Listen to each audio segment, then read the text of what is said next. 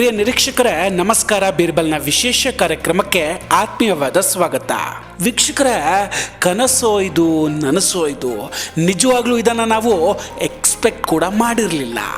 ಅದು ನಮ್ಮ ಮಲ್ಲಿಕಾರ್ಜುನ್ ಖರ್ಗೆ ಅವರ ಬಾಯಿಂದ ಇಂಥ ಮಾತು ಬರುತ್ತೆ ಅಂತ ಅಂದುಕೊಂಡೇ ಇರಲಿಲ್ಲ. ಮಲ್ಲಿಕಾರ್ಜುನ್ ಖರ್ಗೆ ಅಂದರೆ ಯಾರು? ಕಲಿಯುಗದ ಭೀಷ್ಮಾಚಾರ್ಯರಿದ್ದಂಗೆ. ಕೊಟ್ಟ ಮಾತು ಯಾವತ್ತೂ ಕೂಡ ತಪ್ಪೋದಿಲ್ಲ. ಭೀಷ್ಮರು ಹೆಂಗೆ ಕೌರವರ ಸಿಂಹಾಸನ ಕಾಪಾಡೋಕೆ ನಿಷ್ಠೆ ಹೊಂದಿದ್ರೋ ಹಾಗೆ ಮಲ್ಲಿಕಾರ್ಜುನ್ ಖರ್ಗೆ ಅವರು ಗಾಂಧಿ ಕುಟುಂಬದ ನಿಷ್ಠಾವಂತ ಮನುಷ್ಯ. ನೀವು ಲೆಕ್ಕ ಹಾಕಿ, ನಮ್ಮಲ್ಲೆಲ್ಲ ಹೆಚ್ಚಾಗಿ ನಮ್ಮ ಇಷ್ಟದ ದೇವರ ಹೆಸರನ್ನು ಮಕ್ಕಳಿಗಿಡ್ತಾರೆ. ಆದರೆ ಮಲ್ಲಿಕಾರ್ಜುನ್ ಖರ್ಗೆ ಅವರು ಪ್ರಿಯಾಂಕಾ ಅವರ ಹೆಸರಲ್ಲಿನ ಪ್ರಿಯಾಂಕನ್ನ ತೆಗೆದು ತಮ್ಮ ಮಗನಿಗಿಡ್ತಾರೆ. ಇದರಲ್ಲೇ ನೀವು ಅರ್ಥ ಮಾಡ್ಕೊಳ್ಬೇಕು ಖರ್ಗೆ ಸಾಹೇಬರು ಆ ಕುಟುಂಬಕ್ಕೆ ಎಷ್ಟು ನಿಷ್ಠಾವಂತರು ಅಂತ. ಎಷ್ಟು ಅವಮಾನ ಮಾಡಿದ್ರು. ಪಕ್ಷದ ರಾಷ್ಟ್ರಾಧ್ಯಕ್ಷರಾಗಿ ನೇಮಕ ಮಾಡ್ತಾರೆ, ಆದರೆ ತಾವು ಕೂರೋ ಸೋಫಾ ಮೇಲೆ ಅವರನ್ನು ಸಹ ಕೂರಿಸೋದಿಲ್ಲ. ಸಪ್ರೇಟ್ ಚೇರ್ ಹಾಕಿ ಪಕ್ಕದಲ್ಲಿ ಖರ್ಗೆ ಸಾಹೇಬರನ್ನು ಕೂರಿಸ್ಕೊಳ್ತಾರೆ. ಆದರೂ ಅವ್ರು ಯಾವತ್ತಾದರೂ ಅವರ ವಿರುದ್ಧ ಬೇಜಾರು ಮಾಡ್ಕೊಂಡಿದ್ದಿತ್ತ. ಆದರೆ ಈಗ ಅದು ಯಾಕೋ ಗೊತ್ತಿಲ್ಲ, ಖರ್ಗೆ ಸಾಹೇಬರು ಕಂಪ್ಲೀಟ್ ಉಲ್ಟಾ ಹೊಡೆದು ಬಿಟ್ಟಿದ್ದಾರೆ. ರಾಹುಲ್ ಗಾಂಧಿಗೆ ಚೂರೂ ಇಷ್ಟ ಆಗದ ಕೆಲಸವನ್ನು ಖರ್ಗೆ ಅವರು ಮಾಡಿದ್ದಾರೆ. ಅದನ್ನು ನೋಡಿ ಸೂರ್ಯ ಏನಾದರೂ ಪಶ್ಚಿಮದಲ್ಲಿ ಹುಟ್ಟುಬಿಟ್ನಾ ಅನ್ನೋ ಡೌಟು ಶುರುವಾಗ್ಬಿಟ್ಟಿತ್ತು. ಯಾಕೆ ಅಂತ ಈ ಟ್ವೀಟ್ ನೋಡಿದ್ರೆ ನಿಮಗೆ ಅರ್ಥ ಆಗುತ್ತೆ. ಬಾಂಗ್ಲಾದೇಶದಲ್ಲಿ ಧಾರ್ಮಿಕ ಅಲ್ಪಸಂಖ್ಯಾತರು, ವಿಶೇಷವಾಗಿ ನಮ್ಮ ಹಿಂದೂ ಸಹೋದರ ಸಹೋದರಿಯರು ನಿರಂತರವಾಗಿ ಕಿರುಕುಳಕ್ಕೆ ಒಳಗಾಗ್ತಾ ಇದ್ದಾರೆ.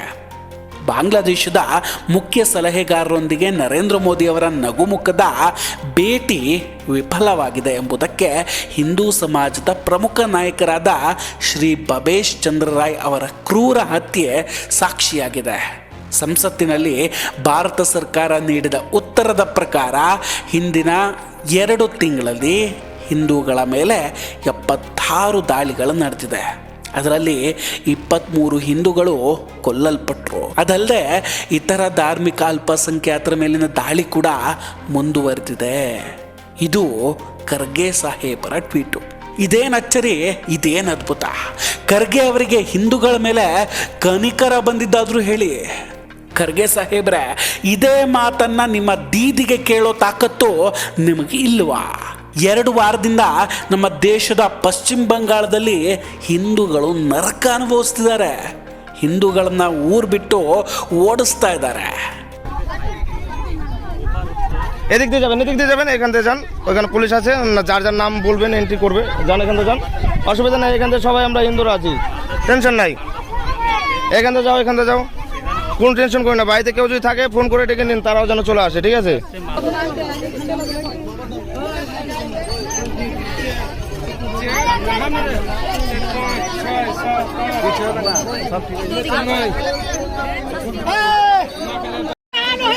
ট্যাঙ্কির জলে বিষ আজকে দিয়েছে,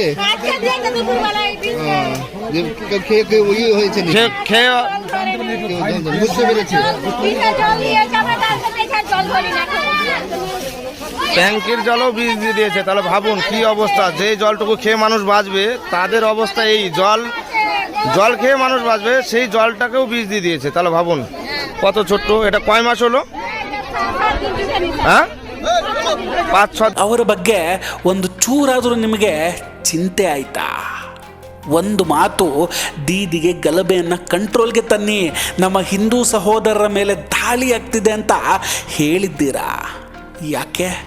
ಈ ಹಿಂದೂಗಳು ನಿಮ್ಮ ಸಹೋದರರಲ್ವೇ? ಡೈಲಾಗ್ ಹೊಡಿತಾ ಮೌಲಾನಗಳನ್ನು ಸ್ಟೇಜ್ ಮೇಲೆ ನಿಲ್ಲಿಸ್ಕೊಂಡು ಬೊಬ್ಬೆ ಹಾಕುವ ಮಮತಾ ದೀದಿಗೆ ಒಂದೂ ಮಾತು ಹೇಳದೆ ಹೇಡಿ ಅಂತಿದ್ದವರು ಬಾಂಗ್ಲಾದೇಶದ ಹಿಂದೂಗಳ ಬಗ್ಗೆ ತಮ್ಮ ಸಹೋದರರು ಅಂತ ಇವತ್ತು ಕಾಳಜಿಯನ್ನು ತೋರಿಸ್ತಿದ್ದಾರೆ. ವೀಕ್ಷಕರೇ, ಇದು ಖಂಡಿತ ಕಾಳಜಿ ಅಂತೂ ಅಲ್ಲ. ಅಲ್ಲಿ ಮೋದಿ ಹಾಗೂ ಯೂನಸ್ ಅವರ ಭೇಟಿ ಫ್ಲಾಪ್ ಅಂತ ಹೇಳೋ ಪ್ರಯತ್ನ ಅಷ್ಟೇ. ಖರ್ಗೆ ಅಥವಾ ಕಾಂಗ್ರೆಸ್ ಮನಸ್ಸಿನಲ್ಲಿ ಏನೋ ಒಂದು ಕೊಳಕು ರಾಜಕೀಯ ಯೋಚನೆ ಓಡಾಡ್ತಿದೆ ಅನ್ನೋದು ಇಲ್ಲಿ ಸ್ಪಷ್ಟವಾಗಿ ಗೊತ್ತಾಗ್ತಾ ಇದೆ. ಇವತ್ತು ಹೊಸದಾಗಿ ಹಿಂದೂಗಳ ಮೇಲೆ ಕಾಳಜಿ ಇದ್ದವರಂತೆ ನಾಟಕ ಆಡುವಂತಹ ಖರ್ಗೆಜಿ 2024 ಆಗಸ್ಟ್ 24ರಿಂದ ಕೂಡ ಬಾಂಗ್ಲಾದೇಶದಲ್ಲಿ ಹಿಂದೂಗಳ ಮೇಲೆ ನಿರಂತರವಾಗಿ ದೌರ್ಜನ್ಯಗಳು ನಡೀತಾನೇ ಇದೆ. ಅವತ್ತಿಂದ ಇವತ್ತಿನವರೆಗೂ ಕೂಡ ಇದೇ ಖರ್ಗೆ ಅವರು ಒಂದು ಮಾತಾದರೂ ಆಡಿದ್ದಾರಾ? ಹೋಗಲಿ, ಅಟ್ಲೀಸ್ಟ್ ಒಂದು ಟ್ವೀಟ್ ಆದರೂ ಮಾಡಿದಾರಾ? ಸತ್ತವರಿಗೆ ಶ್ರದ್ಧಾಂಜಲಿ ಆದರೂ ಅರ್ಪಿಸಿದ್ದಾರಾ?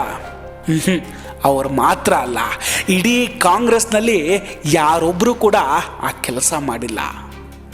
ಈಗ ಬಂದು ಇದ್ದಕ್ಕಿದ್ದಂತೆ ಬಾಂಗ್ಲಾದೇಶದ ಹಿಂದೂಗಳ ಬಗ್ಗೆ ಆತಂಕ ವ್ಯಕ್ತಪಡಿಸ್ತಿದ್ದಾರೆ. ಅದಕ್ಕೆ ಕಾರಣ ಇಷ್ಟೇ, ಪಶ್ಚಿಮ ಬಂಗಾಳದಲ್ಲಿ ಹಿಂದೂಗಳ ವಿರುದ್ಧ ನಡೀತಿರುವಂತಹ ಹಿಂಸಾಚಾರದಿಂದ ಗಮನವನ್ನು ಬೇರೆ ಕಡೆ ಶಿಫ್ಟ್ ಮಾಡೋದಕ್ಕೆ ಪ್ರಯತ್ನ ಮಾಡ್ತಾ ಇದ್ದಾರೆ. ಮೋದಿಯವರು 2 ಕಡೆ ಹಿಂದೂಗಳ ರಕ್ಷಣೆಯಲ್ಲಿ ಫೇಲ್ ಆಗಿದ್ದಾರೆ ಅಂತ ಬಿಂಬಿಸುವಂತಹ ಕುತಂತ್ರ ಇಲ್ಲಿ ನಡೀತಾ ಇದೆ ಅಷ್ಟೇ. ಬಾಂಗ್ಲಾದೇಶದಲ್ಲಿ ಸತ್ತ ಹಿಂದೂ ಮುಖಂಡನ ಹೆಸರು ನೆನಪು ಮಾಡಿಕೊಳ್ಳೋ ಖರ್ಗೆ ಸಾಹೇಬರಿಗೆ ನಮ್ಮ ಪಶ್ಚಿಮ ಬಂಗಾಳದ ಮುರ್ಷಿದಾಬಾದ್ನಲ್ಲಿ ಹತನಾದ ಹರಗೋಬಿಂದ್ ದಾಸ್ ಮತ್ತು ಚಂದನ್ ದಾಸ್ ಅವ್ರ ಬಗ್ಗೆ ಒಂದು ಟ್ವೀಟ್ ಕೂಡ ಮಾಡಲಿಲ್ಲ. ಯಾಕೆ? ಅಲ್ಲಿಗೆ ಇದು ದೇಶದ ಜನರ ಗಮನವನ್ನು ಬೇರೆ ಕಡೆ ಸೆಳೆಯುವಂತಹ ತಂತ್ರ ಅಷ್ಟೇ. ಖರ್ಗೆ ಸಾಹೇಬ್ರೆ, ನೀವು ಹೇಳ್ದಂಗೆ ಮೋದಿಯವರಿಗೆ ಯೂನಸ್ ಜೊತೆ ಸರಿಯಾದ ಮಾತುಕತೆ ನಡೆಸಿ ಬಾಂಗ್ಲಾ ಹಿಂದೂಗಳನ್ನು ಕಾಪಾಡೋದಕ್ಕೆ ಆಗಿಲ್ಲ ಅಂತಲೇ ಅಂದ್ಕೊಳ್ಳಿ.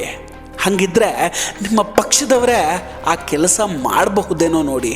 ಹೆಂಗೋ DKC ಸಾಹೇಬರು ಯೂನಸ್ ಅವರ ಅಭಿಮಾನಿಯಂತೆ. ಮೊಹಮ್ಮದ್ ಯೂನಿಸ್ ಬಾಂಗ್ಲಾದೇಶದ ಪ್ರಧಾನಮಂತ್ರಿಗಳು ಅಧ್ಯಕ್ಷರು, ಈಗ ಇರೋ ಅಧ್ಯಕ್ಷರು. ನಾನು ಮೊಹಮ್ಮದ್ ಯೂನಿಸ್ ಅವರ ವಿಚಾರದಲ್ಲಿ ಬಹುಶಃ ನಾನು ಆವತ್ತಿಂದನೂ ಕೂಡ ನಾನು ಅವರ ಒಬ್ಬ ದೊಡ್ಡ ಅಭಿಮಾನಿಯಾಗಿದ್ದೇನೆ. ಈ ಅಭಿಮಾನಿಯ ಮಾತನ್ನು ಯೂನಸ್ ಕೇಳಿದ್ರು ಕೇಳಬಹುದು. ಒಂದು ಕಡೆ ವಿದೇಶಕ್ಕೆ ಹೋಗಿ ಭಾರತದಲ್ಲಿ ಮುಸಲ್ಮಾನರು ಅಪಾಯದಲ್ಲಿದ್ದಾರೆ ಅಂತ ಹೇಳುವ ರಾಹುಲ್ ಗಾಂಧಿ, ಇನ್ನೊಂದು ಕಡೆ ಬಾಂಗ್ಲಾದೇಶದ ಹಿಂದೂಗಳ ನರಕಯಾತನೆಗೆ ಮೋದಿ ಕಾರಣ ಅಂತ ಹೇಳುವ ಖರ್ಗೆ. ಈ ಇಬ್ಬರಿಗೂ ನಿಜವಾಗಿಯೂ ಅಪಾಯದಲ್ಲಿರುವಂತಹ ಪಶ್ಚಿಮ ಬಂಗಾಳದ ಹಿಂದೂಗಳು ಕಣ್ಣಿಗೆ ಕಾಣಿಸ್ತಾ ಇಲ್ಲ. ಇದು ನಮ್ಮ ದುರಂತ. ವೀಕ್ಷಕರೇ, ಮಲ್ಲಿಕಾರ್ಜುನ್ ಖರ್ಗೆ ಅವರ ಈ ಆರೋಪದ ಬಗ್ಗೆ ನಿಮ್ಮ ಅಭಿಪ್ರಾಯ ಏನು?